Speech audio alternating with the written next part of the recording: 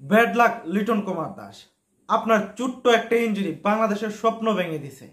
খেলা চলাকালীন সময় ক্যামেরাম্যান যখন লিটন দাসের দিকে ক্যামেরা তাক করছে তখন তার চোখের দিকে তাকানো যাচ্ছিল না। আসলে তখন তিনি ফিল করতে পারছিলেন যে বাংলাদেশ ম্যাচটা হেরে যাচ্ছে।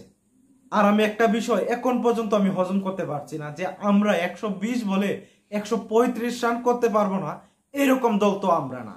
লিটন দাস লাস্ট দুইটা ম্যাচে খেলে নাই, সেই দুইটা ম্যাচই বাংলাদেশ হারছে। ভারতের বিপক্ষে ম্যাচটাতে তিনি ইনজুরির কারণে খেলতে পারে না এবং পাকিস্তানের বিপক্ষে মহা গুরুত্বপূর্ণ ম্যাচও তিনি খেলতে পারে না ইনজুরির কারণে। সেই কারণে মূলত বাংলাদেশ হারছে।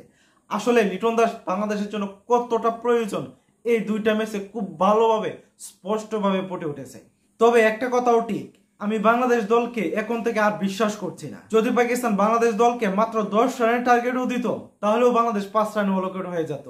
এইরকম একটা দল, ওদের প্রতি আর বিশ্বাস নাই। তবে লিটন দাসের জন্য খুব খারাপ লাগছে।